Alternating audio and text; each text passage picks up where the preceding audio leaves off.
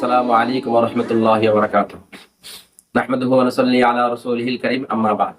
সুপ্রিয় দর্শক, আজ আমরা যে বিষয়টি নিয়ে আলোচনা করব সেটি হলো আমাদের সমাজে কিছু ব্যক্তি তারা ওলামাদেরকে নিয়ে বিদ্রূপ ঠাট্টা করে থাকে।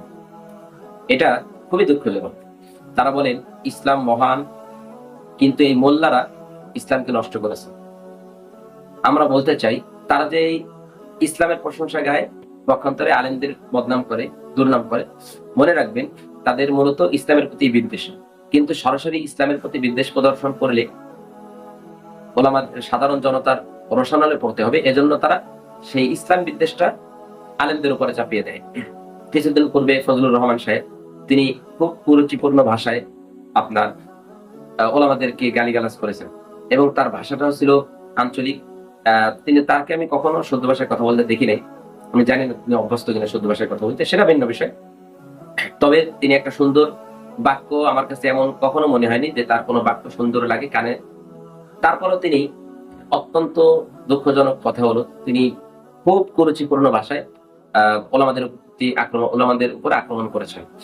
তো কথা হলো, তিনি যে বলেন যে ইসলাম মহান, এই সমস্ত মোল্লারা হচ্ছে ইসলামের সমস্যা করছে। এখন আমার কথা হলো, যে মোল্লারা সমস্যা করছে, এই ইসলাম যে মহান, সেই মহান ইসলামটা কি আমরা দেখতে চাই আপনার কাছে।